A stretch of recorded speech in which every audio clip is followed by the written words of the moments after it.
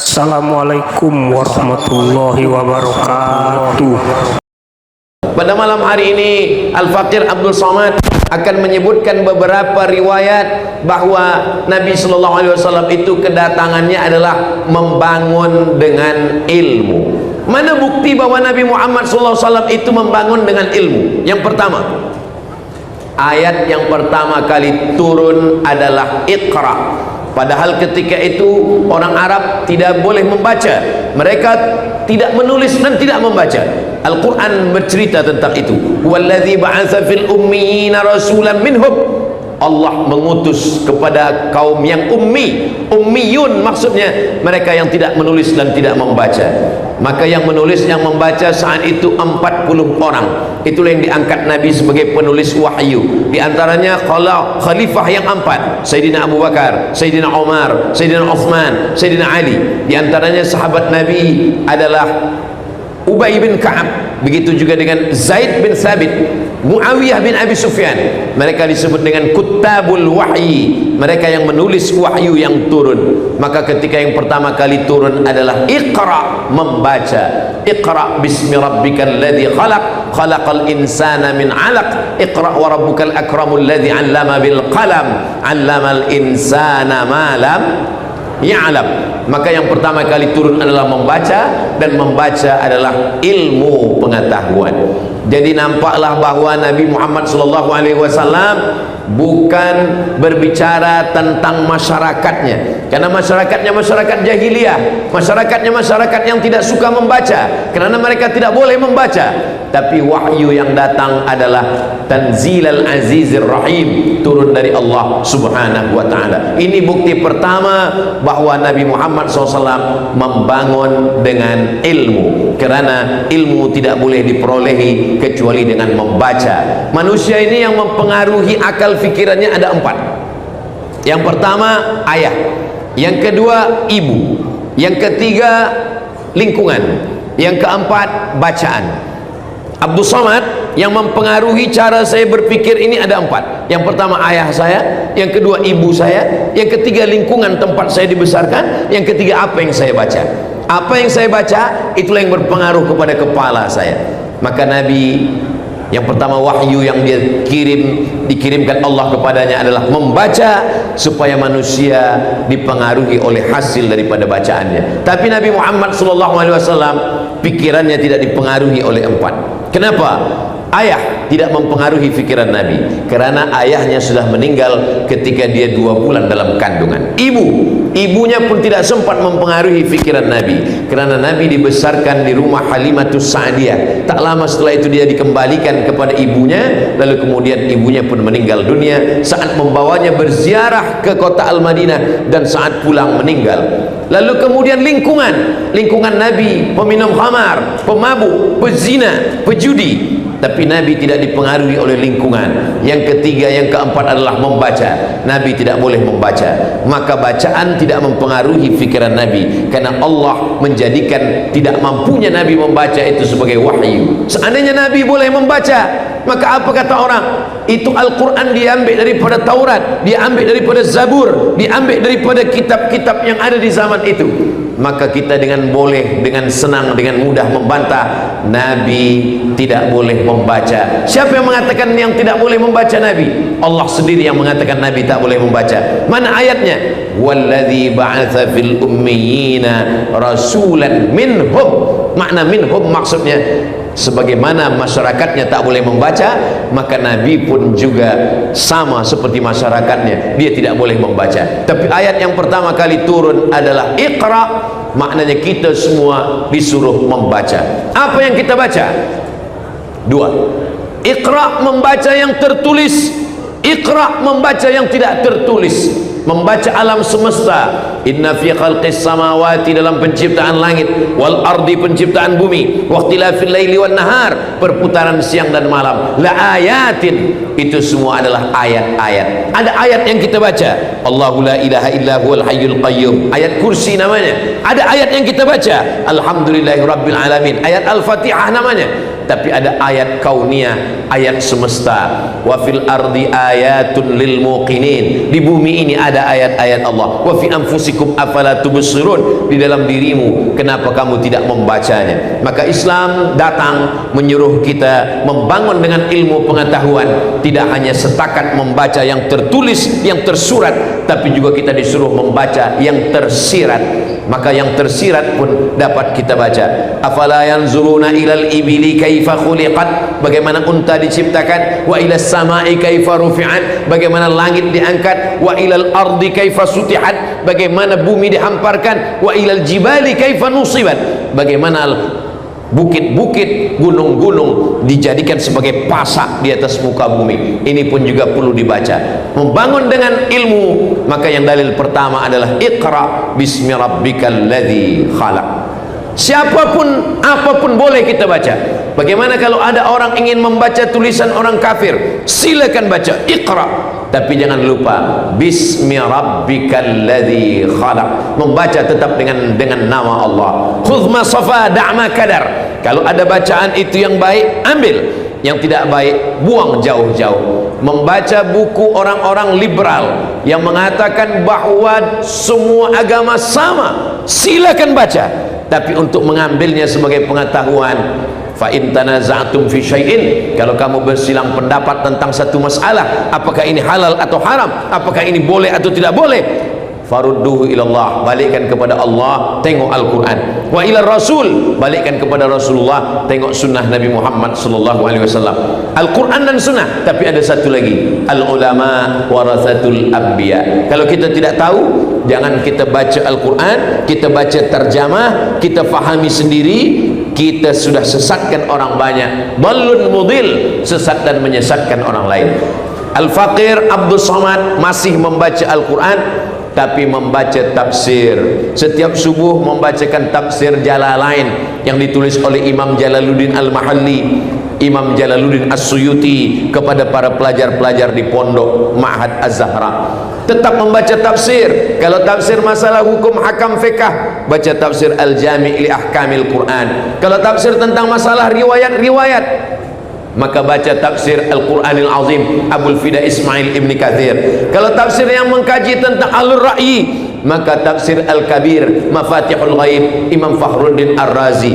Tafsir tasawuf, maka di sana ada tafsir At-Tustari Imam Sahal At-Tustari. Maka ini semua adalah kita mengambil pemahaman Al-Quran melalui pemahaman para ulama, karena kita tidak boleh memahami sendiri, karena kita bukan apa-apa dan bukan siapa-siapa. Yang pertama adalah Iqra, namun Iqra tetap dengan bismi rabbikal ladzi khalaq. Yang kedua, membangun dengan pengetahuan. Islam bukan setakat membangun hanya dengan akhirat, mana surga, mana neraka, mana malaikat, mana ruh yang tak nampak.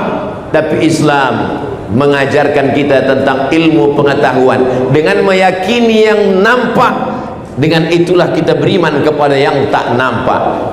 Contoh, idza qumtum ila shalah, kalau kamu mahu salat, faghsilu wujuhakum, basuh wajah kamu, wa aydiyakum ilal marafiq, membasuh tangan sampai ke siku, wamsahu bi ru'usikum, sapulah kepala kamu, wa arjulakum ilal ka'bain, kepala sampai telinga, wa arjulakum ilal ka'bain, kaki hingga sampai ke mata kaki. Saya pernah disoal, ditanya oleh jamaah, coba Ustaz bacakan ayat tentang wudu. Saya bacakan, idza qumtum ila sholati faghsilu wujuhakum wa aydiyakum ilal marafiq. Kenapa membasuh tangan sampai ke siku? Kenapa bunyi ayatnya tidak dari siku sampai ke hujung? Sedangkan kita biasa membasuh tangan dari siku sampai ke hujung, tapi bunyi ayat itu dari ujung jari hingga ke siku. Ustaz Abdul Somad, boleh saya tanya Ustaz? Kata saya, boleh. Coba Ustaz bacakan ayat tentang wudu. Ila kuntum ila salati faghsilu wujuhakum wa aydiyakum ilal marafiq, tangan hingga sampai ke siku. Lalu dia tanya balik ke saya, kenapa ayat itu mengatakan sampai ke siku? Kenapa bukan dari siku hingga ke hujung? Kata saya, awak jangan banyak tanya, nanti banyak tanya Bani Israel masuk neraka. Begitu caranya kalau kita tak boleh jawab. Rupanya yang bertanya ini seorang doktor. Kata dia, saya ini selalu operasi Kalau saya nak mengoperasi membelah perut orang, saya basuh tangan saya, Ustaz Abdul Somad. Cara saya membasuh tangan saya macam yang ada dalam Quran yang Ustaz bacakan tadi. Kami basuh tangan kami dari ujung jari hingga ke siku. Sebab apa? Sebab kalau dari siku turun ke bawah, maka ujung jari air, maka segala kuman, bakteri, penyakit ada di ujung jari. Tapi bila kita basuh dari ujung sampai ke siku, maka bersihlah ujung jari kita. Kata saya, awak dah tahu kenapa tanya saya? Allah Subhanahu wa ta'ala menurunkan ayat Al-Quran, lalu kemudian kita berfikir dari yang nampak inilah kita akan beriman kepada yang tak nampak.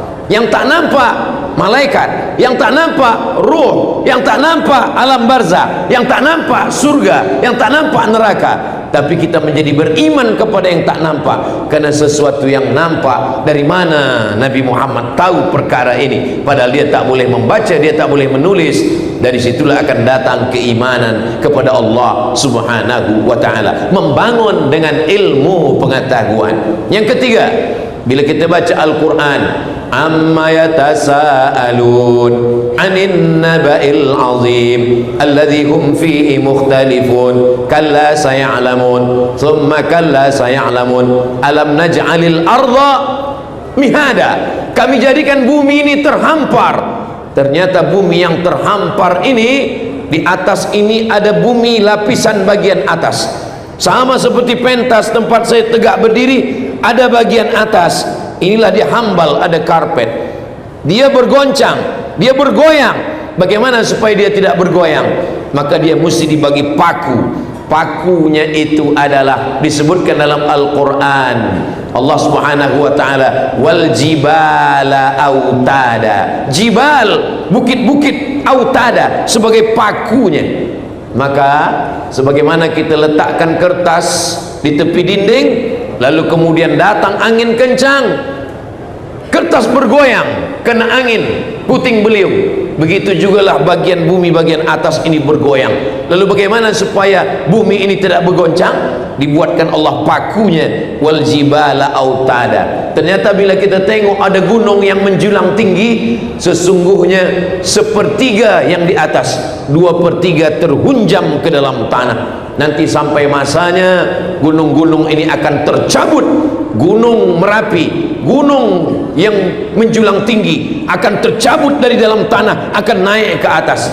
Allah Subhanahu wa ta'ala berfirman, wa takunul jibalu kal ihnil manfush. Wa takunul jibal, gunung-gunung, bukit-bukit, kal ihni, seperti bulu kambing yang dihembus angin. Gunung berat, batu, besi, emas, ada semua di dalam. Lalu kemudian bulu kambing ringan, kita ambil bulu kambing, kita letakkan ke tapak tangan, kita hembus dengan angin yang sangat kuat, maka dia berterbangan. Allah Ta'ala mengatakan dalam Al-Quran, wa takunul jibalu kal ihnil manfush. Gunung-gunung akan datang pada hari nanti seperti bulu kambing yang dihembus angin.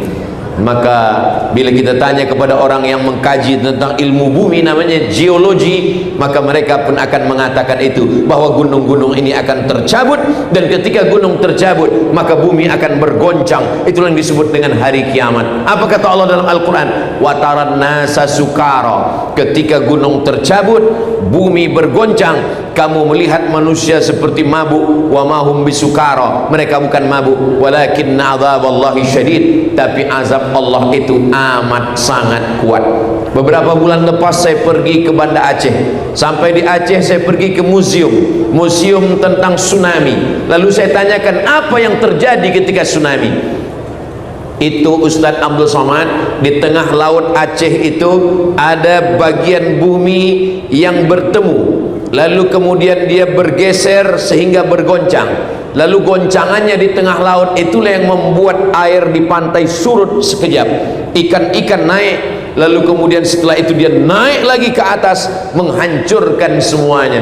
Apa kata Allah dalam Al-Quran? Idzas samaun fatarat, langit terbelah, wa idzal kawakibun tasarat, planet bintang-bintang gemintang berjatuhan, wa idzal biharu fujirat, ketika lautan diletupkan, diledakkan, wa idzal quburu bu'athirat, semua yang dikubur akan dibangkitkan, alimat nafsum ma qaddamat wa akharat, disitulah manusia baru sadar apa yang sudah dia lakukan, apa yang akan dia bawa nanti menghadap Allah Subhanahu wa ta'ala. Membangun masyarakat dengan ilmu pengetahuan sesuai dengan ajaran Nabi Muhammad sallallahu alaihi wasallam. Jadi kalau hari ini ada anak-anak kita belajar fakulti geologi ilmu bumi, maka sesungguhnya mereka juga sedang mengkaji ayat-ayat Allah Subhanahu wa ta'ala, tapi bukan ayat yang tersurat, bukan ayat Al-Fatihah, bukan ayat kursi, tapi ayat kauniyah. Itu juga akan mendekatkan mereka kepada Allah Subhanahu wa ta'ala. Yang keempat, ghulibatir Rum, bangsa Romawi dikalahkan. Terjadi peperangan antara dua negara kerajaan yang sangat besar. Yang barat namanya Rum, dalam Al-Quran atau sesuatu surat namanya surat Ar-Rum. Yang timur namanya Faris atau Persia. Raja Rum digelar dengan Kaisar, Julius Kaisar, sedangkan yang Persia digelar dengan Syahin Syah, raja segala raja. Berperang antara Persia dengan Rom. Lalu apa kata Allah dalam Al-Quran dalam surat Ar-Rum? Ghulibatir Rum, Rom akan dikalahkan. Rum dikalahkan. Di mana bangsa Romawi dikalahkan? Fi adnal ardi, di bumi yang paling dekat. Makna bumi yang paling dekat adalah tempat berperangnya, bertembungnya pasukan Rum dengan Persia. Tempat itu yang sekarang disebut dengan Al-Bahrul Mayyit. Bahru, laut, Mayyit, mati. Bahrul Mayyit, laut mati. Dead Sea, laut mati, sekarang berada di Jordan, Yordania. Ternyata makna terjemah itu semua ahli tafsir mengatakan fi adnal ardi, berada di bumi yang dekat. Kenapa disebut laut mati itu bumi yang dekat? Karena dia dekat dengan kota Makkah Al-Mukarramah. Begitulah para ahli tafsir mengatakan Bahrul Mayyit, laut mati, tempat bertembung berperangnya pasukan Rum dengan Persia, dikatakan sebagai bumi yang dekat karena lokasinya dekat dengan kota Makkah dan kota Al-Madinah Al-Munawwarah. Sekarang para ahli ilmu bumi menemukan temuan bahwa dia disebut sebagai bumi bukan terdekat, fi adna maknanya terendah, karena ternyata rupanya laut mati itu adalah di seluruh permukaan bumi dunia ini yang paling rendah daripada permukaan air laut adalah laut mati. Itulah kenapa Allah mengatakan fi adnal ardi. Dari mana Nabi Muhammad SAW tahu bahwa permukaan bumi yang paling rendah di dunia adalah laut mati? Itu semua bagi orang yang beriman mudah saja. Tanzilal Azizir Rahim, datang dari Allah Subhanahu wa ta'ala. Yang kelima, ketika manusia diciptakan dari nutfah, dari nutfah berubah menjadi alaqah. Alaqah artinya darah yang menempel di rahim, mohon maaf. Lalu kemudian dari alaqah menjadi mudghah.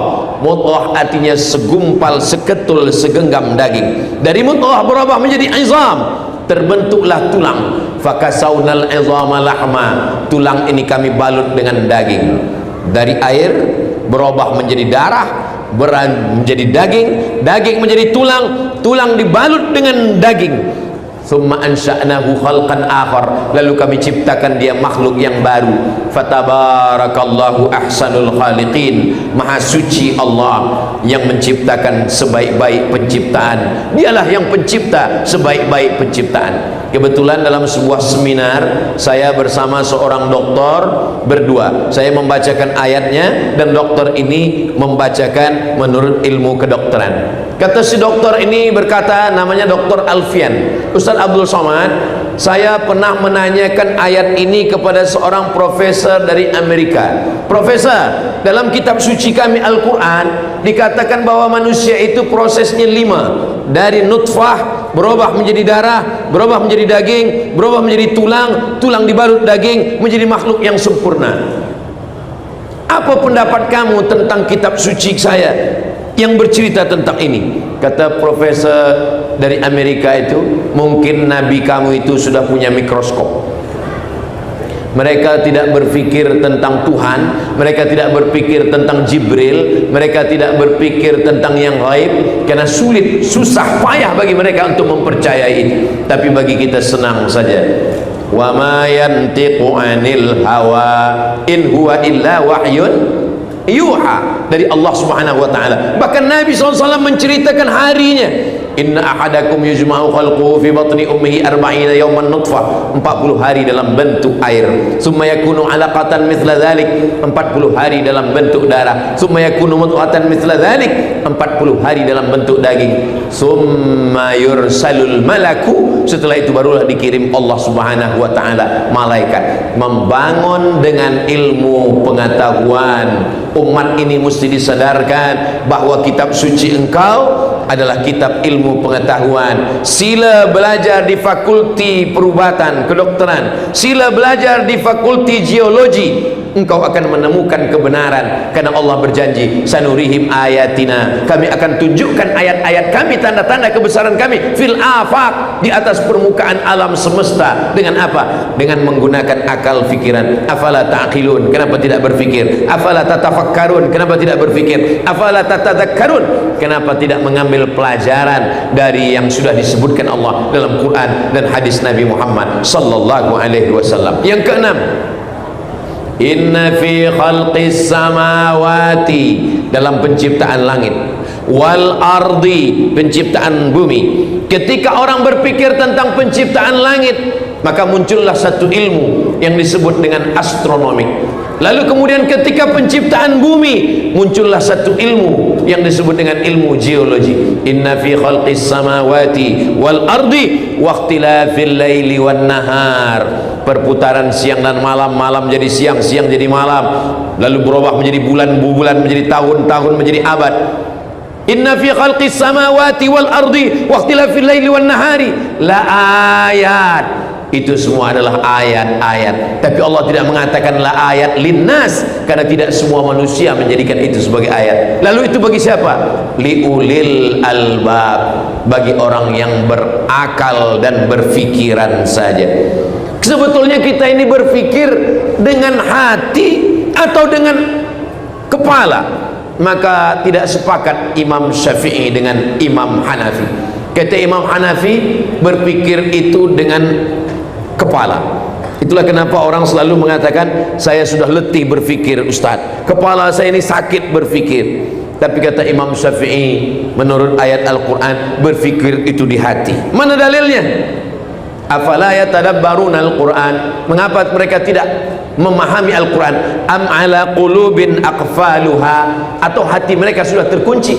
Jadi kalau gitu berfikir itu di hati. Dalam ayat lain dikatakan, lahum qulubun la yafqahuna biha, mereka punya hati tapi tidak berfikir. Jadi kalau begitu berfikir itu bukan dengan kepala tapi dengan hati. Maka kedua-duanya benar. Imam Abu Hanifah benar berpikir dengan kepala, Imam Syafi'i pun benar berpikir dengan hati. Kenapa? Karena awal lintasan pikiran itu di hati, lalu dari hati dia naik ke kepala. Maka dua-duanya benar. Yang berkelahi adalah pengikut yang tidak mengerti lalu menyalahkan kedua imam. Kedua-dua imam itu benar. Awal dari lintasan, maka orang Melayu mengatakan terlintas di hati saya. Dari lintasan hati itulah naik ke kepala, lalu dia berfikir. Kedua-duanya benar. Pancaran cahayanya dari hati. Maka kalau hatinya benar, pikirannya pun akan benar. Tapi kalau hatinya tidak benar, pikirannya pun juga tidak akan benar. Begitulah Allah Subhanahu wa taala. Inna fi khalqis samawati, penciptaan langit, wal ardi, penciptaan bumi, waqtilafil laili wan nahar, perputaran siang dan malam, la ayat, itu semua adalah ayat-ayat. Bagi siapa? Liulil albab, bagi orang yang berfikir dengan hati dan pikirannya. Siapa itu ulul albab? Alladzina yadhkuruna Allah, orang-orang yang berzikir mengingat Allah, qiyaman, waktu tegak, wa qu'udan, waktu duduk, wa ala junubihim, waktu dia berbaring, tegak, duduk, dia tetap berzikir subhanallah walhamdulillah wa la ilaha illallah wallahu akbar. La ayati li ulil albab alladzina yadhkuruna Allah qiyaman wa qu'udan wa ala junubihim wa yatafakkarun, dan mereka berfikir fi khalqis samawati, berfikir tentang penciptaan langit, wal ardi, dan bumi, dan kemudian mereka berkata, Rabbana ma khalaqta hadza batila, ya Allah, tidaklah yang engkau ciptakan ini sia-sia. Faqina adzabannar, puncak daripada ilmu adalah faqina adzabannar, selamatkan kami dari api neraka. Puncak daripada ilmu adalah bukan master, bukan PhD, bukan profesor, tapi mulutnya berkata faqina adzabannar, Rabbana atina fid dunya hasanah wa fil akhirati hasanah wa qina adzabannar. Yang ketujuh adalah bahwa ketika Allah Subhanahu wa taala berfirman, Bapak Ibu, hadirin hadirat, encik puan tuan semua hafaz ayat ini. Nasiyatin kazibatin khati'ah. Nasiyatin, ubun-ubun, kepala bagian depan. Kalau budak baru lahir kita tengok ada bergerak di kepalanya. Nasiyatin, nasiyah, yang selalu kita sapu waktu berwuduk dalam mazhab Syafi'i. Nasiyatin, kepala, ubun-ubun. Kazibatin, pembohong. Khati'atin, pembuat dosa. Yang berbohong lidah, yang berbuat dosa tangan, yang berbuat dosa mata, yang berbuat dosa telinga, yang berbuat dosa kaki, yang berbuat dosa kemaluan. Tapi kenapa dalam ayat ini nasiyatin, kazibatin, khati'ah?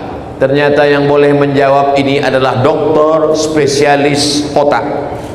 Saya duduk bersama, saya bacakan ayat, lalu dia membacakan ilmu pengetahuan, membangun dengan ilmu pengetahuan. Ustaz Abdul Somad, ternyata otak manusia ini terbagi kepada 4: kanan, kiri, hadapan, depan, dan belakang. Dan yang berfikir itu adalah yang depan. Berfikir itu depan. Dan ketika Allah Subhanahu wa taala mengatakan nasiyatin kazibatin khati'ah, maknanya otak yang bagian depan berfikir, dan kalau dia kotor jahat, dialah yang khati'atin kazibatin, pembohong, pendusta, penjahat, pembuat dosa. Karena sesungguhnya yang memerintahkan semuanya adalah otak, akal, fikiran manusia. Dari mana dia datang? Dari darah. Darah yang naik ke otak. Dari mana darah datang? Darah datang dari jantung, menyembur, disemburkan oleh jantung. Jantung dapat darah dari mana? Jantung dapat darah dari makanan. Maka benarlah sabda Nabi SAW, ayyuma lahmin, setiap daging di badan, nabata min haramin, kalau tumbuh dari yang haram, fannaru aulabi, tempatnya api neraka. Atib mat'amak, jaga makananmu, takun mustajabad da'wah. Karena sepiring nasi yang kita makan berubah menjadi setetes darah. Darah masuk ke jantung, dari jantung naik ke kepala. Kepala kita menjadi kotor, kepala kita menjadi jahat, kepala kita menjadi pembohong, kepala kita menjadi penipu, mata menjadi jahat, telinga menjadi jahat, kaki menjadi jahat, melangkah ke tempat yang jahat. Kenapa? Kerana fikiran, dan fikiran berawal dari makanan. Itulah mengapa dalam Islam dikatakan kulu, makanlah, min thayyibat, dari yang baik-baik. Anfiqu, berinfaklah, bersedekahlah, min thayyibat, dari yang baik-baik. Innallaha thayyibun, Allah maha baik. La yaqbalu illa thayyiban, Allah tidak menerima kecuali yang baik-baik saja. Yang kedelapan, ketika Nabi SAW sedang berdiri, datang Asi bin Wa'il. Kata Asi bin Wa'il, ya Muhammad, dia bawa tulang yang sudah kering. Ayuhyi rabbuka hadzal 'idhama ba'dama baliya wa ramma, apakah Tuhanmu boleh menghidupkan tulang yang sudah hancur ini? Nabi Muhammad diam. Datang malaikat Jibril membawakan jawaban. Qul, katakan ya Muhammad, yuhyiha alladhi ansha'aha awwala marrah wa huwa bikulli khalqin alim. Katakan kepada Asi bin Wa'il, kepada orang yang tidak percaya bahwa setelah engkau mati, engkau hancur, dimakan cacing tanah, engkau akan hidup sekali lagi. Susahkah bagi Allah menghidupkan kita? Innama amruhu idza arada syai'an ay yaqula lahu kun fayakun. Ternyata dari ujung rambut sampai ke ujung kaki semuanya akan hancur. Rambut yang selama ini kita cuci, kita basuh dengan sampo termahal, rambutlah yang pertama kali lepas dari kulit kepala. Bola mata yang dipuji-puji suami istri, mata itulah yang pertama kali lepas dari tempatnya. Kuku yang dijaga dipelihara, kuku yang akan tercabut. lalu kemudian dimakan oleh cacing, tapi ada satu tulang yang tidak hancur, azmuz zanab, ujung tulang belakang. Lalu dari ujung tulang belakang itulah yang akan ditunjuk Allah Subhanahu wa taala, innama amruhu idza arada syai'an ay yaqula lahu kun fayakun. Kita masuk surga itu bukan ruh.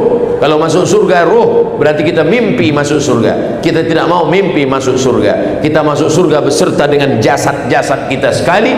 Kita akan kembali sempurna sedia kala seperti ciptaan Allah Subhanahu wa taala. Sekarang ada yang disebut dengan stem cell, bahwa sel bisa tumbuh kembali. Datang seorang dokter palang merah PMI yang membawa bantuan ke Palestina. Saya bersama seminar dengan beliau.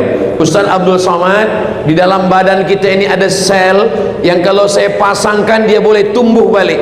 Dia tunjukkan pada saya video tentang seorang pembantu dia yang kakinya sudah dipotong karena penyakit gula, diabetes. Lalu kemudian dilekatkan sel ini, maka daging yang sudah membusuk tadi menjadi tumbuh kembali. Begitulah nanti daging-daging kita yang sudah hancur akan tumbuh kembali dengan yang nampak, maka menjadi beriman kepada yang tak nampak, dengan yang ada menjadi beriman kepada yang tidak ada.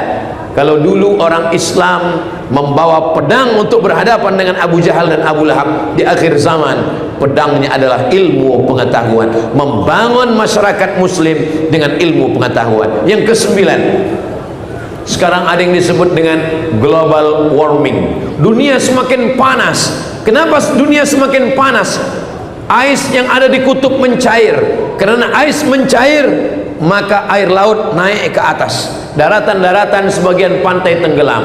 Apa yang menyebabkan? Karena dunia semakin panas. Apa yang membuat panas? Karena lapisan ozon mulai berlobang akibat dari pemakaian pabrik, kilang, mesin dan semuanya, sehingga ozon berlobang. Yang ketebalan ozon itu 600 km. Subhanallah, Masya Allah, Tabarakallah. Allah bercerita dalam Al-Quran bahwa ozon bukan hanya berlubang, tapi dia boleh terbelah. A'udzubillahi minasyaitonirrajim. Bismillahirrahmanirrahim. Dalam surat Al-Infitar, idza samaun fatarat, langit terbelah. Jadi kalau sudah langit terbelah, ozon terbelah, tak ada lagi yang akan melindungi kita. Semua meteor yang ada dari angkasa jatuh ke bumi. Selama ini mana meteor? Kenapa dia tak sampai kemari?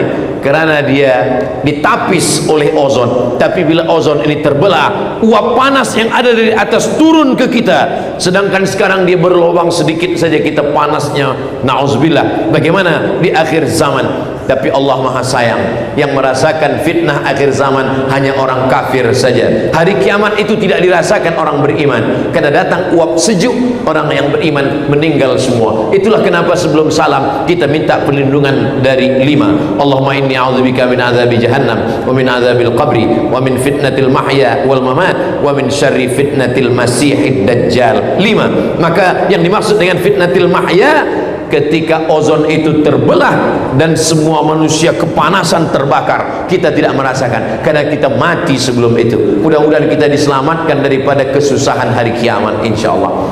Yang last sekali, yang ke-10 adalah bahwa Allah Subhanahu wa taala menunjukkan ke alam semesta sekarang yang katanya tak percaya kepada yang tak nampak, ruh. Orang-orang Amerika, orang-orang Eropa, mereka sesungguhnya percaya kepada ruh. Kenapa? Bila terjadi suatu accident, musibah, maka mereka akan mengatakan SOS, save our soul. Mereka tidak mengatakan badan, tapi soul. Soul adalah ruh. Maka sesungguhnya mereka percaya kepada ruh. Bahwa sekarang mereka tidak percaya kepada ruh. Mereka menantang, mana Tuhan, mana malaikat, mana akhirat. Tapi dalam lubuk hati yang paling dalam, sesungguhnya mereka percaya kepada yang tidak nampak. Seorang ateis, dia tegak di atas mimbar, Imam Hanafi ada di bawah. Lalu dia menantang Imam Hanafi, wahai Hanafi, kalau memang betul Tuhanmu itu ada, apa kerja dia sekarang? Semua yang ada di alam ini bekerja. Kalau memang Tuhanmu ada, apa kerja dia sekarang? Imam Hanafi berkata, boleh saya naik ke atas mimbar? Dan tak mungkin kita berdua di atas mimbar, engkau turun sekejap. lalu Imam Hanafi naik ke atas, orang ateis yang tak percaya kepada Tuhan itu turun ke bawah, lalu Imam Hanafi membacakan ayat, inilah kerja Tuhan, tu'izzu man tasha wa tudhillu man tasha. Orang yang baik naik ke atas, orang yang jahat turun ke bawah. Begitulah Allah Subhanahu wa taala kalau dia ingin menunjukkan. Itulah 10 salah satu bukti ajaran Nabi Muhammad sallallahu alaihi wasallam bahwa Islam akan bangkit dengan kita giat mengkaji beberapa ilmu pengetahuan yang ada di dalam Al-Qur'an. Kenapa Ustaz Abdul Somad hanya bercerita 10 saja? Karena itulah yang ingat, yang lain tak ingat lagi. Kenapa Ustaz Somad hanya bercerita 10 saja? Karena tadi masa saya mula tegak berdiri pukul 8.30, sekarang sudah pukul 9.30. 1 jam saya tegak berdiri di hadapan datuk datin, puan tuan semua. Mudah-mudahan Maulidur Rasul kita malam ini membangkitkan kesedaran kita. Kalau kita ingin membanggakan Nabi Muhammad, kalau kita ingin dibanggakan Nabi Muhammad, kalau kita ingin Islam ini menjadi agama yang dimuliakan, dihormati, maka kita membangunnya dengan ilmu pengetahuan yang ada dalam Quran dan hadis Nabi Muhammad sallallahu alaihi wasallam. Sallallahu ala Muhammad sallallahu alaihi wasallam. Sallallahu ala Muhammad sallallahu alaihi wasallam. Setengah sudah ada yang hidupkan flash handphone. Kalau ada, hidupkan. Kalau tak ada, beli handphone baru. Sallallahu ala Muhammad sallallahu alaihi wasallam. Sallallahu ala Muhammad sallallahu alaihi wasallam. Ya Nabi salam alaika, ya Rasul salam alaika, ya Habibi salam alaika. Salawatullah alaika. Allahumma salli ala Sayyidina Muhammad. Apapun program maulid, baik di bulan Rabiul Awal walaupun nanti sudah keluar Rabiul Awal, datang, sebab di dalam maulid kita berselawat. Man shalla alayya salatan, siapa yang berselawat 1 kali, sallallahu alaihi biha asyra, Allah balas 10 kebaikan. Wa hutat anhu asyra sayyiat, ditutupi Allah 10 kesalahan. Wa rufi'at lahu asyra darajat, diangkat 10 darajah tingkatan kemuliaan. Itulah yang dapat disampaikan oleh Al-Faqir Abdul Somad. Yang baik datang dari Allah, yang tak baik dari hamba Allah yang dhaif. Aqulu qawli hadza astaghfirullah li wa lakum. Tahniah Maulidur Rasul sallallahu alaihi wasallam. Terima kasih. Saya tutup dengan pantun penutup, menangkap puyuh di Bukit Selasih. Thank you dan terima kasih. Assalamualaikum warahmatullahi wabarakatuh.